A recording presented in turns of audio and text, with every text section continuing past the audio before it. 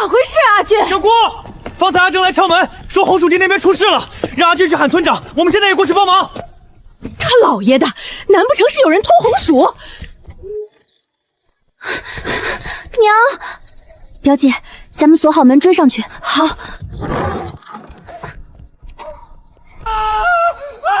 救命啊！啥动静？出啥事儿了？大半夜的，闹腾什么呢？谁家夫妻俩大半夜的吵架呀？这叫声好像是从村东头传来的。哎，小郑，你们跑什么呀？出啥事儿了？那方向不是红薯地吗？苏娘子当初给村里免费派红薯灯，这份恩情我们可还记着呢。孩子，娘快出来！萧家的红薯地出事了，咱们过去帮把手。哎，来了，你个死男人，倒是等等我啊！救命啊！有野猪！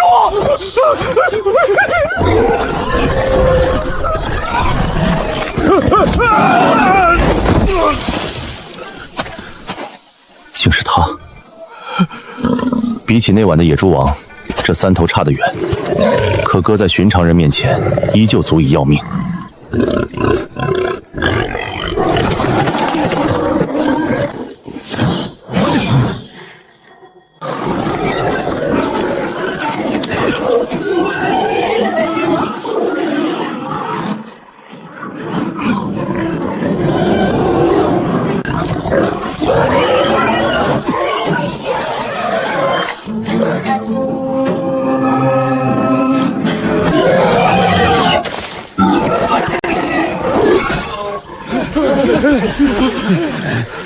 拿着家伙的上去帮忙啊！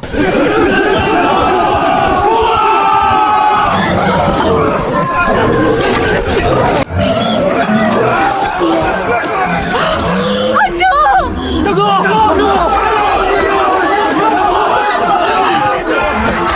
娘，你别动。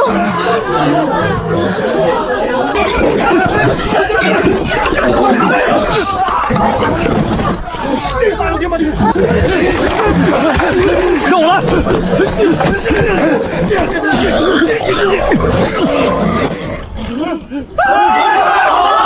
野猪被制服了，我们胜利了！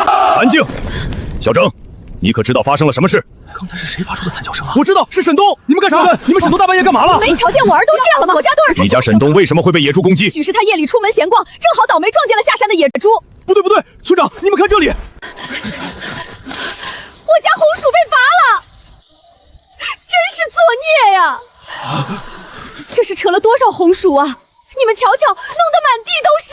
天杀的，这是大半夜来偷红薯啊！谁大半夜不睡觉，溜下到人家红薯地头？当初苏娘子可是免费派过红薯藤的，自个儿不种，还眼红来顺手牵羊。村长，这事儿不能姑息，必须严惩。哼，你们放屁！你们有证据吗？谁看见我家沈东偷红薯啦？啊？这些野猪突然跑下山，8成是看上萧家地里的东西。我家阿东出门溜达，正巧给撞上了。没准他是为了保护地里的庄稼，才被野猪追着攻击的。刘翠花这嘴巴还真是厉害，黑的也能被货说成白的。沈家人竟想趁夜偷运红薯，放你的狗屁！这些红薯真要是被野猪拱了，能是这样吗？你看看这红薯，一个啃咬的痕迹都没有。野猪还知道先把红薯刨出来放在边上，难不成这野猪成精了？还是这些红薯长脚了，自己从地里爬出来的？桂香说的有道理，刘翠花，你倒是说说，这些红薯怎么跑到地头边上来的？小郑，你可知是怎么一回事？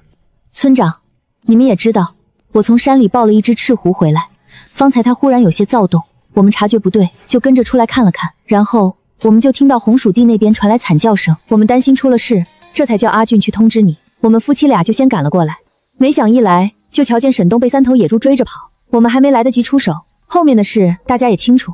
老实说，我们夫妻俩都还不知道红薯被偷了呢。我之所以被惊醒，是感知到山间的异常变动，然后我才察觉野猪下山了。瞧着他们冲来的方向，我原以为是奔着红薯土豆来的，哪知道地里还有贼人在偷红薯。他正好在地里挖红薯，不攻击他攻击谁？这地里的作物被我用木系异能滋养过，这气息对动物而言确实很有吸引力。我明明已在地边种了遮点气息的植物，这种不开的野兽自然没必要客气。后日正要请人收割，没想到食材倒主动送上门了。村长，事情就是我媳妇说的这样。我家媳妇真厉害，地里有人偷红薯，她竟然立马就能知道。这些野猪，莫不是媳妇安排来捉红薯贼的？我家媳妇安排的可真周全。沈有根，事实摆在眼前，你们还有什么话说？村长，这事儿恐有误会，小儿受了伤，能否先让我们抬回去上药？这件事，你们家必须给萧家一个交代。老大，你去帮沈东瞧瞧伤势。不用了，我们自个儿去镇上找大夫。休怪我把人押送卫所查办。诸位乡亲，今夜之事，确是我家小弟行事不妥，想看看萧家红薯长什么样，这才失了分寸。如今他遭野猪冲击，也算受了惩罚，还请各位看在我也出力的份上，高抬贵手。这事儿看萧家怎么处理吧，萧家才是受害者。就是，沈百户，道理不能这么算。沈东夜闯我家田地，蓄意损毁薯苗在先，野猪伤人是意外，一码归一码，我家丢的是实打实的口粮。苏和无偿分苗交种，不是让人夜里毁田偷粮的。他若不来偷红薯，又怎会撞上野猪？沈家红薯补薯苗，再给萧家赔礼。若是不认，就送卫所查办。我认赔。那这野猪肉总该分我们沈家一份吧？凭啥呀？刘翠花，你想的可真美，这话你也好意思当着大伙的面说出口？要不要脸？你家做啥了？还想分一头猪？这野猪又不是你沈家制服的，就算要分，也轮不到你们来揽功。我真是要被自家的猪队友给气死了！自家辈本就理亏在先，他还要火上浇油，能不能别一而再再而三的拖我后腿？咋就轮不到我沈家了？刚刚那么危急，我家老大可是帮着斩杀了一头野猪。再说了，我家阿东还被野猪伤到了，那也算是帮萧家挡了一回灾。怎么说起来，咱沈家也是出了力，有功劳的。不说最大的那头，分个最小的，总能行吧？呸！就沈峰那一刀，叫哪门子的危急？大伙儿都合力把野猪摁住了，他才补上那么一刀。换个人站在那儿，照样能捅那一刀。顺手的事儿也敢被你说成他跟一个人的功劳？刘翠花，做人不能这么颠倒黑白，积点德吧。就是说得对，要论功劳，那必然是萧征最大。没有他头一个冲上去，咱们今晚怕是危险了。要不是苏娘子警醒，村里的田地今晚都得遭殃。这野猪给萧家，大伙儿都没意见。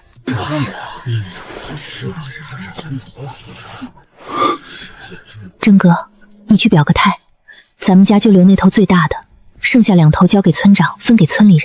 好，村长，今晚多亏了大伙儿及时赶来救助，大家都出了力，这肉自然该一起分。我们家就留那头最大的，剩余2头就交给村长分给大伙儿。还是萧家做事敞快啊！好，那这事儿就我来做主了。今晚咱们村怕是要损失惨重，苏娘子制服野猪的人家多分2斤，其余各户按户均分。村长分的公道，没异议。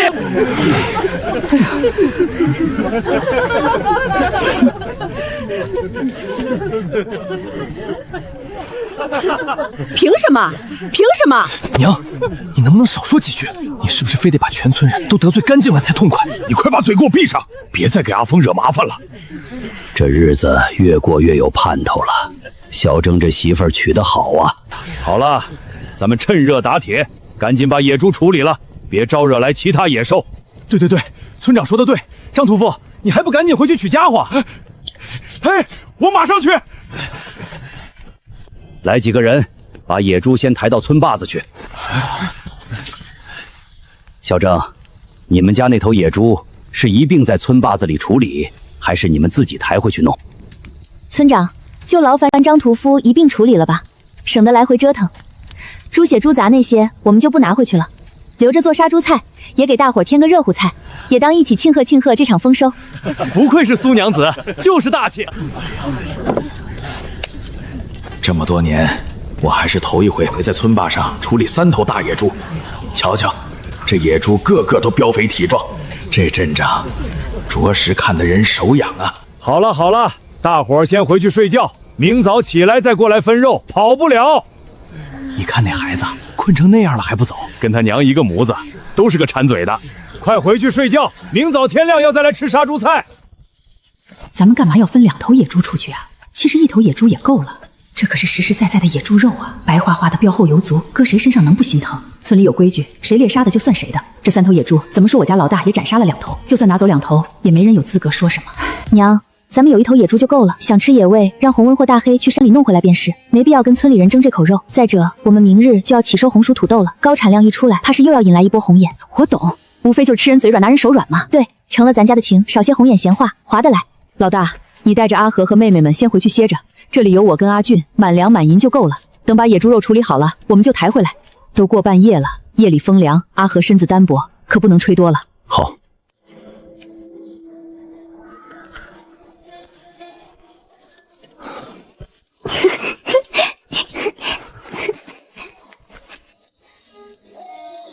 今晚可真是双倍的快乐，这么多肉，我们这个冬天都不用愁油水了。我真没想到，我家老大这么快就从百户户长升为把仙了。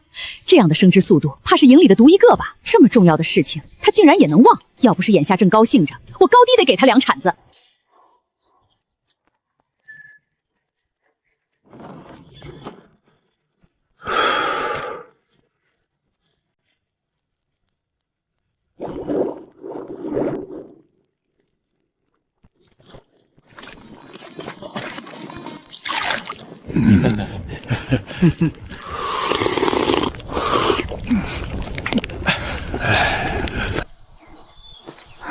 嫂子，你起啦！今早村里分的杀猪菜给你留在灶台上了，你们吃了吗？吃过了。今天这杀猪菜油水可足了。娘又去地里了？是啊，天刚亮没多久就去了，不亲自盯着，她是没法安心的。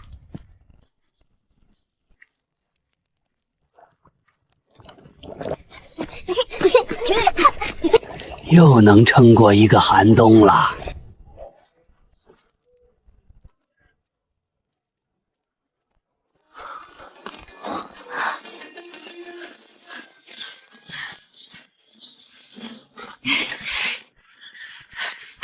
老兄，今日可得让我们开开眼。之前那半根红薯的滋味，我到现在还记着呢。放心，今天让你们吃个够。婶子、弟妹，我们也来帮忙了。哎，好好好，感谢大家了。那咱们出发吧。出发。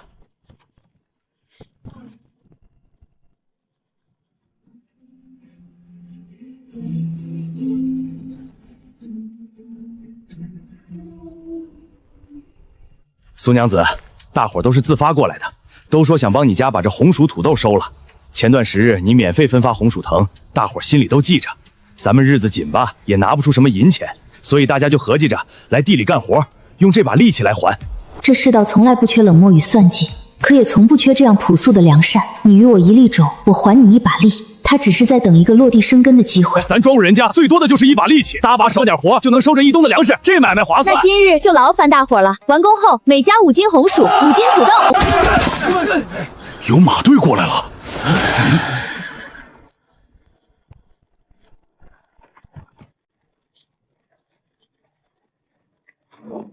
千户大人，审监事。大家不必多礼。苏娘子，今日叨扰了。大人能来是我们的荣幸，哪里谈得上叨扰？苏娘子，我也来凑凑热闹。听说今日收的是番邦高产作物，我还未见过。夫人说哪里的话，欢迎至极。萧征，萧夫人，我们也来凑凑热闹。今日收割，正好劳您做个记录，乐意之至。这批番邦之物，关乎边关军屯粮储。若真如传言高产，我便有了下一步部署的底气。今日没有千户大人，只有来帮工的战友，大伙儿该怎么干就怎么干，不必拘谨。千户大人这是要下地，我没看错吧？没想到啊，我这老头子也有跟千户大人一起下地的一天。大人，这锄头沉，您要不先拿把轻便的镰刀？好，谢谢老乡。开工！丰收开始了。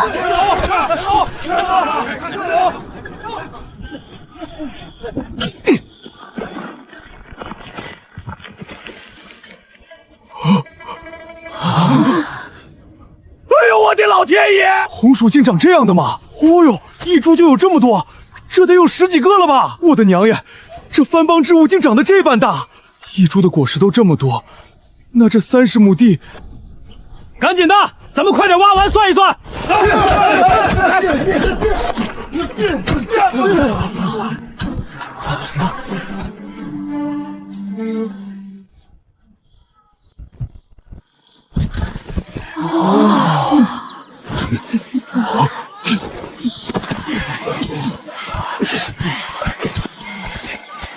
原来这就是土豆啊！这圆滚滚的，真能吃吗？肯定能啊！我听说萧家前2日就已经挖回去吃过了。这土豆可真能长，要是咱们家也种几趟几亩，就不用省着吃了。那这1亩地得收多少斤啊？怕是真要比咱们种的麦子多出好几倍哦。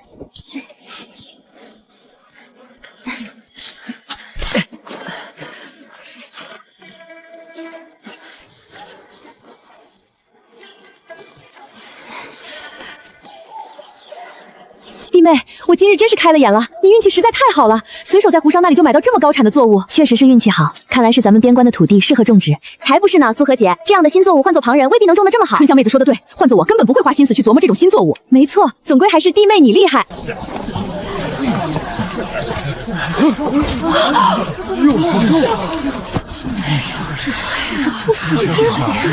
那一筐也都是刚挖出来的，是，才刚从这笼里翻出来的。这一回，老天爷总算肯垂怜我们这些庄户人了。这是粮食，是能让人活下去、撑过凛冽寒冬、熬过荒年的救命粮。这日子真好啊！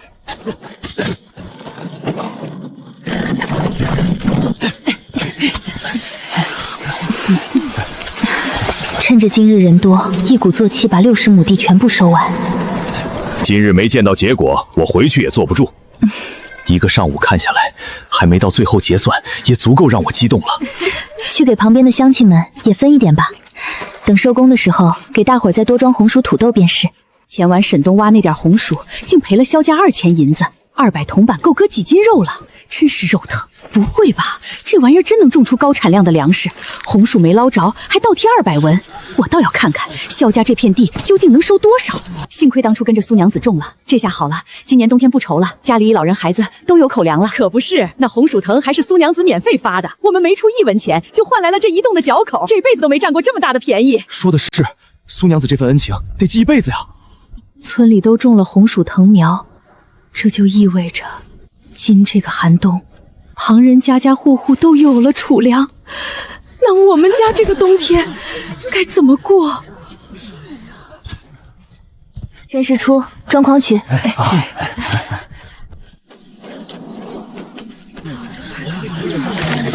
怎么样了？到底有多少啊？紧张啊！我家地里的粮食收割的时候都没这么期盼过。估摸着不低，粮食就摆在这儿，分量也知道只高不低了。好了好了，别吵了，别耽误大人核算。好了，红薯总收成约有16万5千斤，亩产高达5500斤。啥？多少？16万5千斤，1亩5500斤。30亩的土豆，总收成约有15万斤，每亩产量高达5000斤。监事，你确定这数量无误？亩产5000多斤啊！我原以为番邦之物再高产，最多也就亩产700-800斤，若是运好，兴许能上1000斤。可现在竟是1亩地5000多斤。大人放心，这数量绝对无误，下官核算了整整3遍，才敢公布出来。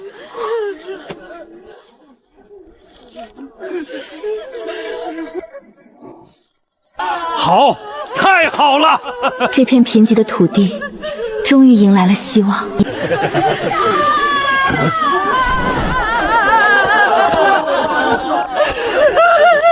村长啊，你可要为我们家做主啊！这是咋了？这董事谁不认识？他整日就跟刘翠花他们嘴嗦，他最爱闲聊别人家的八卦，就跟搅屎棍一样。当初苏娘子免费分红薯薯，说番邦之物能种出什么好东西来，他还让人别跟着瞎折腾。现在再看到萧家大丰收，他自个儿成笑话了吧？亩产5000多斤啊，不是几百斤，也不是1000斤，是足足5000多斤啊！我家就算只种1亩，这个冬天也不用愁了。可我偏偏要嘲笑那些去领苗的人，我甚至还嘲讽过苏娘子。村长啊，咱们家这个冬天可怎么过呀？苏娘子的红薯收了这么多，能不能匀一些给我们家？我们家老的老，小的小，您就当积德行善，总不能眼睁睁的看着我们家活饿死吧？呸！这话你也说得出口？当初是谁嘲笑我们去领藤苗的？董事，你脸皮可真是够厚的。苏娘子免费分藤苗，你自己不要，还拦着旁人，你竟好意思要现成粮食？天底下哪有这种好事？我当时差点被他说动，如今真是捏了一把汗。你听好了，当初苏娘子的红薯藤分文不取，只要肯种，人人有份。你不信不要，是你自己的事，怨不得任何人。你苏娘子的粮食是人家自己种出来的，真过不下去，开春去买苗买种子才正道。伸手要别人的口粮，说出去也不怕人笑话。还不快回去，在大人面前丢人现眼。他若能讨到好处，我们也能跟着捞一份。平日嘴巴那么会说，今日怎么就不行了？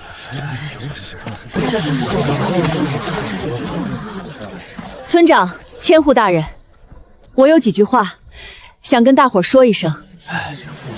您说。各位乡亲，我家阿和方才回去前特意交代了我2件事，我跟大伙说说，承蒙大家信任，不少人跟着咱们家种了红薯，如今收成了，有几样事情要提前知会一声。如若大伙不嫌弃，这村坝上的红薯藤是可以掐藤尖炒菜吃的，焯水去下涩味儿，也能当盘菜了。但这藤杆子部分太老太粗了，吃不得。不过这些老藤蔓可不能就这么丢了，这玩意儿的用处大着呢。第一，藤蔓可晒干囤着，入冬后可以辅佐其他草料，切碎了喂牲口，牛羊猪都能吃，也能省一些料子了。第二，这藤蔓可以用来沤肥。桂香婶儿，这个咱们都懂的，乡亲们种了这么多年地，哪还不知道堆肥沤肥啊？要你多嘴，苏娘子叮嘱的话，你老实听着就对了。真是个汉子，以苏娘子的聪慧，会多此一举。就你撑嘴，你不说话，没人当你是哑巴。萧正他娘，你继续。这收割下来的红薯藤有3处用处，我细说一遍。头一处是沃肥，把藤蔓平铺在地窖、粪坑或田边挖好的土坑里，混着人畜粪便，一层红薯藤，一层猪粪糖泥，交叠着来。这里要注意一点，必须厚土密封，盖实了才能发酵，不能直接敞开铺着。这一敞开，肥力散得快，成效就会差。待腐熟透了，便是上等的有机肥了，拿来种麦子、蔬菜或来年的红薯都能增产。第二处是晒干了的藤蔓，可以深耕掩埋进田里，能软化硬实的黄土，保水增肥，改良荒地。咱们边关这边有不少硬实的地块，这法子可以适当改善。第三处是把藤蔓处理成短段，铺在菜畦周围或果树周围地面，能冬前护土，也能少些杂草冒头，还能让土壤更耐干，少浇几回水。入冬前铺上，能省不少事儿。阿和说了，若是拿不准用量配比的，明日咱们家开始沤肥，大伙儿一过来旁观，反正他懂得多，有什么不清楚的，你们可以询问请教他。可算是说清楚了，没把阿和再替我撑撑脸面，替萧家立声望呢。不过阿和的功劳，我得替他宣扬宣扬，不能辜负了他的好。啊，这沤肥还有这么多的门道，咱们以前不都是把秸秆直接堆地里吗？拿脚密个封。所以咱们往年沤出来的肥，成效泛慢，肥力也薄啊。反正我家阿和说的准没错。原来症结在这儿啊！大伙儿都听清楚了，明日就去萧家地里学着点。记住了，村长，明日我早到去。今日来帮忙的乡亲，我媳妇儿早上说了，每家可各领5斤红薯，5斤土豆，现在到我这边来排队来取。另外有几点我要当众说清楚，这土豆拿回家不能久放，发了芽口的土豆万万不可再吃，对身体有害。还有这土豆的叶子不能像红薯藤那样掐尖来吃，吃了会恶心头晕。土豆秧子也不能直接拿去喂牲畜，大伙儿可要记清楚了。什么发了芽的土豆不能吃？瞧着挺好的呀，就长了个芽眼，不至于吧？别看只是长了芽口，这样的土豆就不能再入口。叶子和秧子也是一样，不能照红薯藤的法子用。我今日当众说清楚，是怕大伙儿把土豆和红薯藤混着用，该吃的能吃，该避开的就避开，免得回头说萧家没提醒。甭管至不至于，萧征说的话你们自个儿给我记清楚了。谁要是不听劝，自己吃出了毛病，可别怪到旁人头上。还有，今日起，谁要是再做出这种偷鸡摸狗的事儿，我定严惩不贷，绝不手软。放心，咱们心里有数的。好了，大家排好队，到我们这边来领红薯土豆。至于怎么吃、怎么存放，可以问我娘。那个萧把总，真给我们分啊！我们今日来帮忙，就是来感谢之前领红薯藤的恩情。对啊，当不得，当不得。反正我是按我媳妇交代做的。这话要怎么回？说不要是驳苏娘子的面子，说要吧，方才又说了不回报。好了好了，排队来领吧，不忍大伙儿白辛苦一日，这份心意你们且收下便是。往后有帮忙出力的时候，到时你们再多搭把手就是。那明日咱们一家来帮着苏娘子沤肥吧，我家也来，正好学着点。来，你们来帮着分一分。我家媳妇说了，多一点无碍，不能少了就是。啊，还啊什么？干活了。老许，我刚才没听错吧？沈监事报的是每亩产出5000斤。没错，红薯每亩5500斤，土豆每亩5000斤。太吓人了，我真不是做梦，这产量也太不真实了。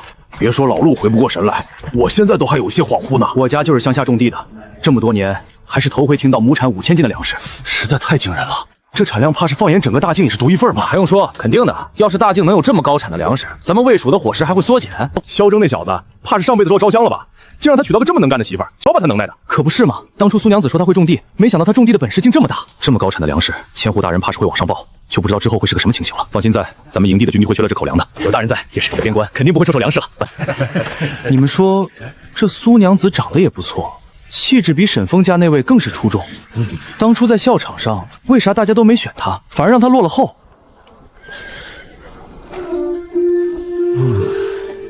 现在回想起来，我怎么完全想不起当时苏娘子这个人呢？你们不用看我，当时人多，场面也有些混乱，我哪记得清楚啊？以苏娘子的姿容与气度，怎么也不该有蔑于众才对。估计当时仪容有碍，我没瞧清楚吧？那活该他萧征运道好，让他捡到宝了。你们摸着啥呢？赶紧的！好嘞，来了来了。谢谢萧八总，感谢感谢。就掐这最嫩的顶尖，老藤杆别当菜吃，回去先焯水去色，再炒也成，拌也成。这个红薯还真是好东西，浑身是宝。对啊，往后又多了一样能填肚子的吃食啦。多亏苏娘子懂得多，不然咱们哪知道还有这样的好东西啊！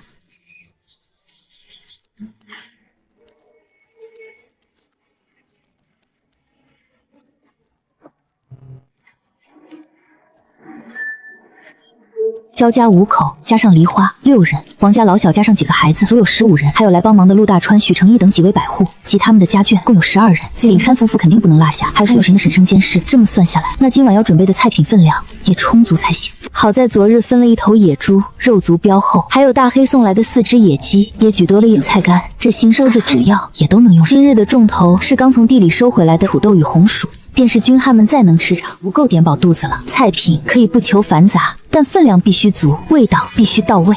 阿卷，你带满粮满银去院子里架上烤架，把那4只野鸡处理干净了烤上，火候要稳，慢慢烤才去香。好的，嫂子。阿月，你来烧火，火不用太大，稳着些。满洗菜，白菜撕开，萝卜切厚片，梨花备料，葱姜蒜切好，菌菇泡上。土豆这头要先出几道硬菜，土豆与野猪五花一同入锅，小火慢煨才香。等肉香渗进去，土豆吸饱肉汁，才是满嘴绵软鲜香。排骨煸出油，下土豆，小火焖软，咸香才够。酸菜炒土豆丝要大火快炒，酸香扑鼻，清爽下饭。再做一道狼牙土豆，让大家尝尝新鲜。油温要稳，外皮炸微焦，里头才能绵软。好久没吃到这个味道了，还真是想念啊！就是这个味儿。土豆这边成了，接下来该做红薯菜了。红薯垫底，肉片铺上去，蒸透了才最入味。肉油渗进红薯里，肉嫩薯甜，管饱又下饭。红薯与猪骨同炖，甜而不腻，还暖胃。猪油炒红薯叶，蒜末炝锅，翠绿油亮才好吃。这些还不够，还得补几道快手下饭菜和主食。萝卜和野猪骨架煮成一大锅浓汤，正好给大家暖身。再来一道土豆回锅肉，管饱又下饭。主食一半蒸，整颗土豆、红薯都上笼，菜量要足，主食也得跟上，才撑得住这4桌人。嫂子，这土豆炖肉好香啊，我闻着都饿了。饿了就先去吃个烤红薯吧。我这是馋肉啊，这土豆与猪肉炖在一起，实在馋人。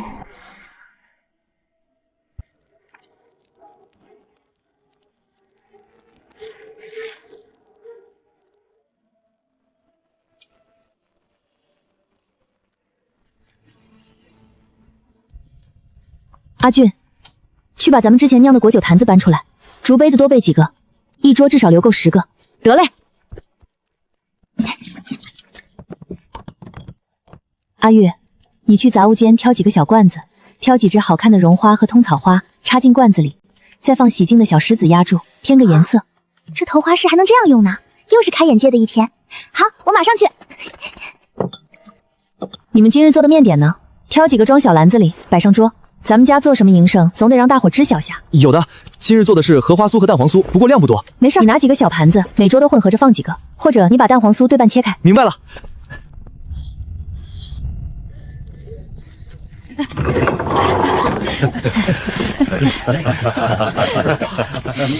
嚯，太香了！咱们今日有口福了。可不是，毛手毛脚的，没规矩。我们家真的好久没有这般热闹了。不过，我们家这还是第一次款待这么多宾客呢。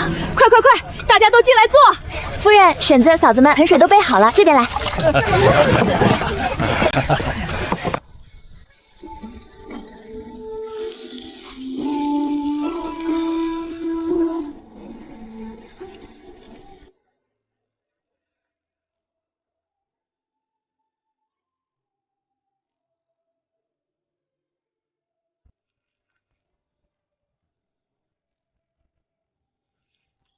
真是咱们今晚的饭菜？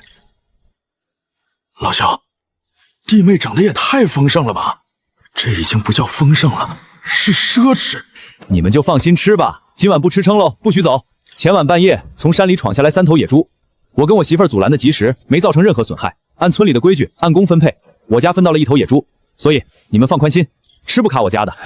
再者，今日咱们家收割的红薯与土豆有多沟产，你们都是亲眼瞧见的。就以你们的饭量，你们觉得能吃得了多少？我媳妇儿都交代我了，务必要让你们吃好喝好，否则下次都不好意思喊你们干活了。竟还有这样的事儿！我就说这桌上的肉菜也着实太多了，那你们反应倒是快，没什么损害就好，替我们谢谢弟妹了。没想到苏娘子的厨艺竟也这么好，瞧瞧这满桌的饭菜，做的是色香味俱全啊！这话倒不是客气，便是我家也不会顿顿如此，可不是吗？老实说，我都很久没看到这么讲究的一桌好菜了。这位苏娘子，这萧家当真是不简单。大人，这是我家媳妇酿制的秋梨酒，你可要尝尝？哦，哈哈哈，那我倒要尝尝了。来来来，我给大伙儿倒酒。我家阿和说，这个果酒咱们女人也能喝，酒的度数不高的。是吗？我们也能喝，这酒精还真有一股淡淡的果香呢。夫人，你先喝喝看，能接受我再给你倒满。好，谢谢小嫂子。这苏娘子当真是七窍玲珑心，咋就如此周到细致呢？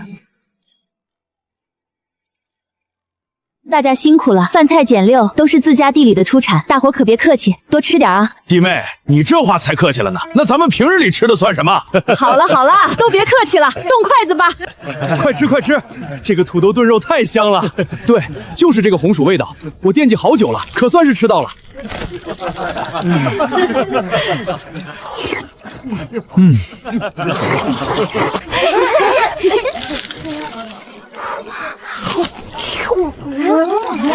慢点儿，这叶子真能吃呢，还这般鲜嫩，真没想到。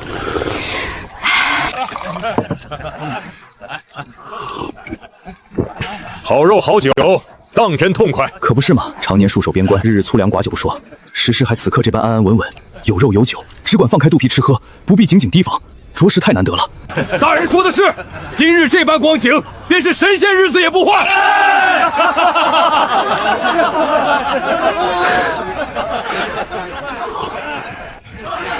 今年的边关总算有指望了。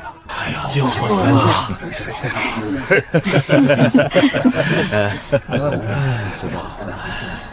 今日起收，辛苦大家了。忙活一天，我也给大伙备了些土豆红薯，不多，就1篮子，你们带回去吃个鲜。哎呦，使不得，这怎么好意思啊？今晚又吃又喝的，哪还能再拿东西？弟妹，你太客气了，都是自家地里种出来的，也不是什么值钱东西，带回去给家里老人孩子尝个味，算是我的一点心意，不必客气。对，我家阿和都这么说了，你们也别推来推去了，收着吧，往后还有你们帮忙出力的时候。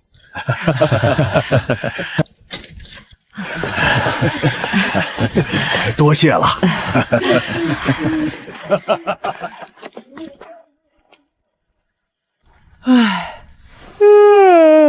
可算是忙完了。歇什么歇？先去照料你舅舅舅祥他们安置好了，再来说歇的事儿。知道了，好歹我也是要当掌柜的人了，咋还能打我头呢？你说嘀咕啥呢？没啥，我马上就去。不用管我们，听满良说，你们这几日夜里一直在后院挖地窖，现在挖的怎么还要需要挖？要的，产量出了预期，我怕地方不够用，还得再挖深挖宽一些。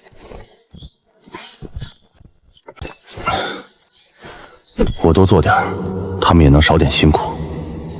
井口，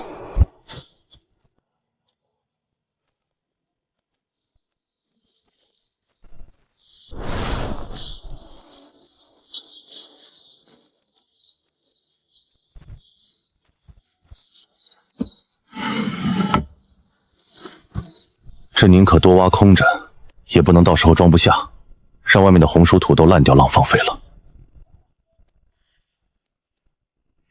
那行，趁着今晚咱们人多，一起打扫手吧。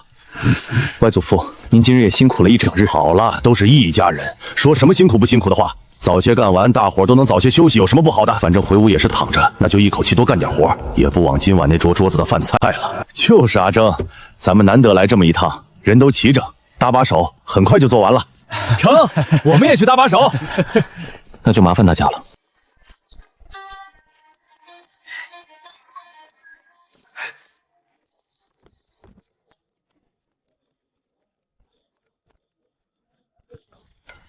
阿和，今日孙保正也来了，咱们家的产量他也亲眼瞧教了。这田税的事儿，恐明日就得办了。我正有此意，咱们家的地窖也无法容纳全部的土豆红薯，还得想办法处理下。该交的税就得交，没道理躲着拖着也没什么意义。若是叫有些人知晓了，反倒对萧征在营里的名声不好。那你打算怎么交？咱们交税有什么讲究吗？可以用其他食物替换。那咱们就用红薯藤抵扣吧。直接用红薯藤，这应该不合规矩吧？所以得2次加工啊，制成牲口饲料，这就是可通用的食物资。不管是人吃还是牧畜牧亲吃，只要是可食用的物资，那都在本色缴纳的范围之内吧？哎，还真是，我竟没往这上头想过。明日再问问村长，反正咱们明日本处理就要红薯藤与土豆秧子，我也要做成饲料，便可以直接抵扣了。在边关，什么物资都金贵，哪怕抽割剩下的能卖秧子，也不能随意糟蹋，绝不浪费一点资源。行，你有主意就成。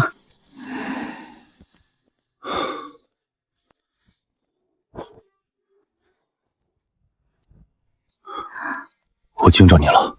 没，我等着你呢，没睡沉。怎么了？我打算明日把红薯藤与土豆秧子制作成一种可投喂牧畜的饲料，然后充当咱们家的田税粮食。挺好的。你们军营常年万养大批战马，难道就不缺草料？媳妇儿，我懂你意思了。你是打算按规上交田税之后，再由军营出面将这批物资征调了，充作军马补借。对，真若老实的急速上交官府，意义并不大。如今朝廷的国库能亏空成这般光貌，那层层经手的衙门里必定藏着蛀虫。这群人一日不揪出来，我就是贡献再多的粮食，也是一种浪费。如此不仅白白填了别人的私囊，还半点落不到实处，这可不是我的行事风格。与其便宜那些贪官污吏，倒不如供给军营，把戍边的战马喂得壮腾一点。这样一来，我家既合规足额地缴清了田税，无可指责，而军营也能顺理成章地取用这批粮草，倒是两全其美的事。媳妇儿，你咋就这么聪明呢？我明日就去跟大人汇报。好，夜深了，快休息吧。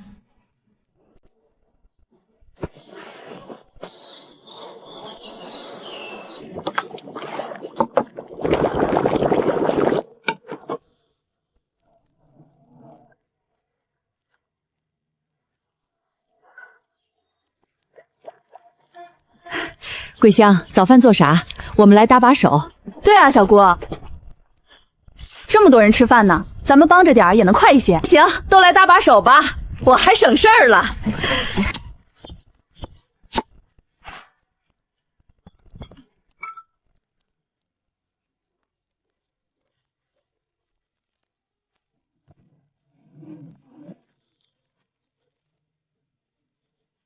带着吃。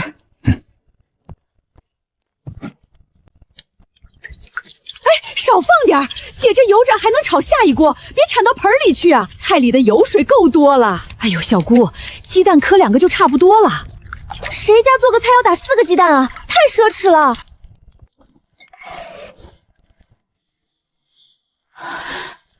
桂香，你家这日子不过了，这么活活，可以了，可以了，别整那么多，油盐不要钱啊。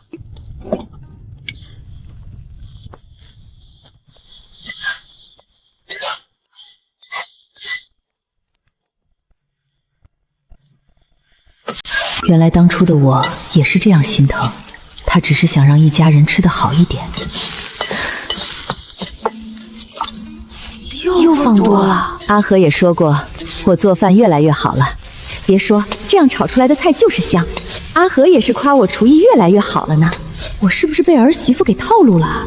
好了好了，你们都别操心了。阿和说这样吃才有营养，对身体好。儿媳妇说好吃，我就怎么做。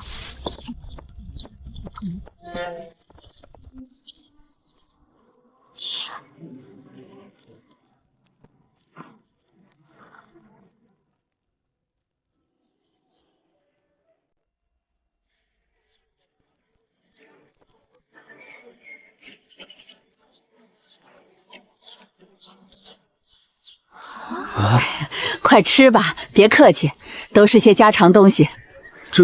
你们愣着干啥呀？一家人不说两家话。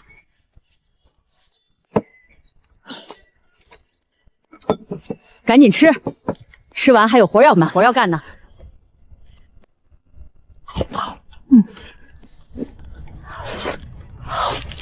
这一趟过来，说是来帮忙干活的，实则完全是来享福的，还差不多。每顿饭不仅吃得饱，还吃得好。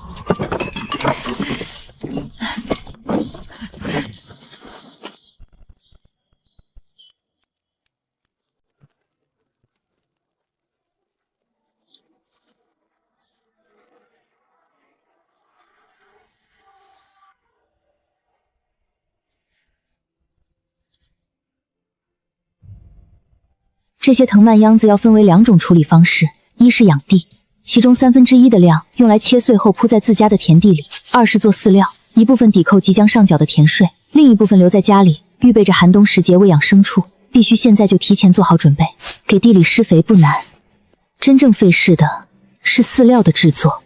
从收割荞麦开始，我便一直在琢磨土窖沁青，这是最适合当下这个时代容错率最高的办法。首先要解决土豆秧最大的难题，土豆秧含有龙葵素，牲口吃了容易拉稀，严重了甚至可能让怀崽的牲口流产。单靠晾晒难以彻底脱毒，焯水也很难处理彻底。浸酥发酵形成的约氧环境能大幅降解龙葵素，比其他方法效果要好得多。青素的原料损耗要远低于晒干，若遇上阴雨，甚至可能直接烂掉。青素只需摊晾半天，哪怕阴天也能操作，不会耽误时间。封存得当，能保存大半年甚至更长，省柴火也省人力。土窖、粗麻布、黄泥干秸秆即可。晒干的草料很枯硬，难以下咽，蒸煮的草料放上半天也会发酸变质。青素料却酸甜软嫩，猪牛羊都爱吃，还能节省不少精粮。唯一的短板就是怕漏气，雨水渗受。土窖要选在高处，窖顶糊成弧形黄水顶，就能尽量规避这个弊端了。苏娘子来了，桂香婶子早啊！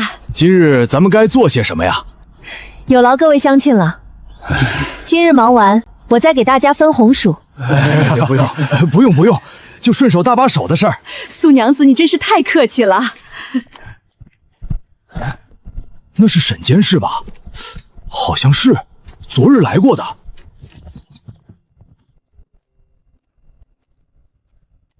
苏娘子，咱们没来迟吧？是这样的，咱们营地不也种了10几亩的红薯吗？后续同样要处理红薯藤，因此今日也特意来学习下。千户大人知道你们今日缺人手，便让我带一支后勤兵来帮忙。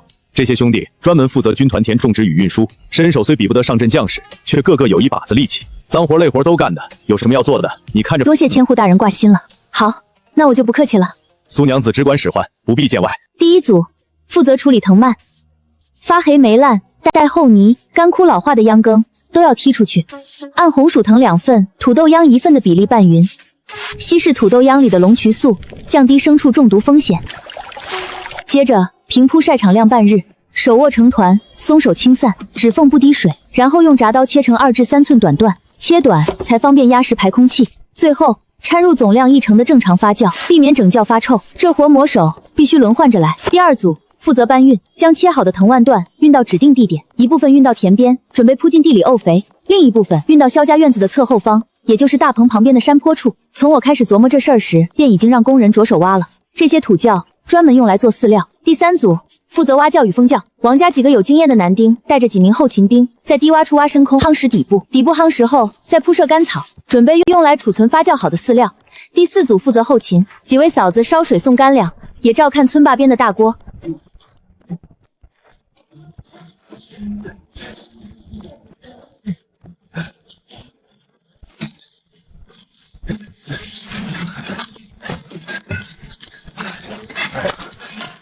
21万斤藤秆秧子，先留3万鲜藤在后院，作为近期大壮与二壮的口粮。当然要让他们吃得好一些。这批藤秆长期受木细益能滋养，正是大壮与二壮喜欢的味道。正好改良精细制作成醋饲料，土窖分工合理，估摸2日便能将所有物料尽数处置妥当。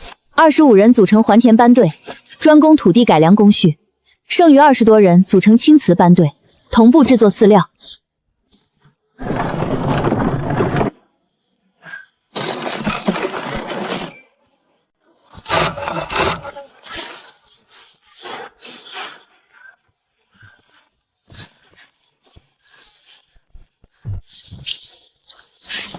总算完工了。这还是起售后的第一步，接下来还有第2步加工制作呢，所以这才哪儿到哪儿啊？还有第2步？小姑，咱们还要做什么呀？阿和只说要把收起来的加工做成便于储存的食品，具体要明日看他的安排了。啊，这土豆跟红薯不是直接做了就能吃吗？地窖装不完啊！阿珍挖的那2个地窖确实足够大，可也完全装不下所有的土豆跟红薯。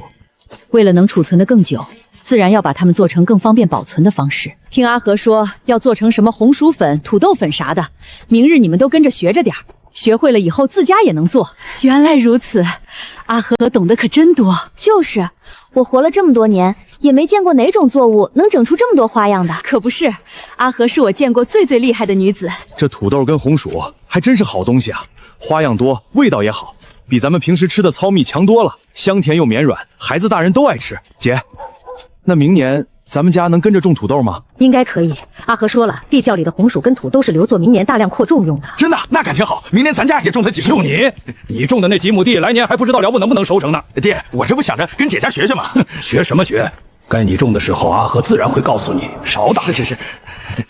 都走快些，忙活了一天，你们不饿啊？还有精力拌嘴？我现在每日最盼着的便是归家时能吃上阿和我这个老婆子还能享美味饭菜。就是，也不知道今晚阿和又做了什么好吃的。不管做啥，肯定都好吃。那几个臭小子跑得倒是快，这会儿怕是已经溜到家了。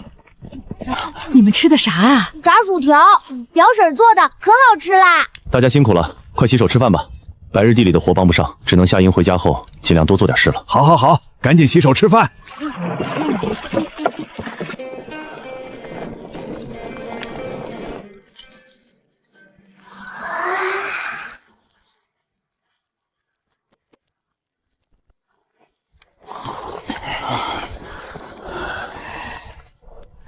快吃吧，别愣着了，都累了一天了，多吃些。媳妇儿，辛苦你了。赶紧吃，吃完还有汗干呢。好的，都交给我。行吧，农忙半月，果然不得闲。我们家拉了多少趟的粮食，大伙儿都能瞧得明白，而这样的举动，太迹象化了。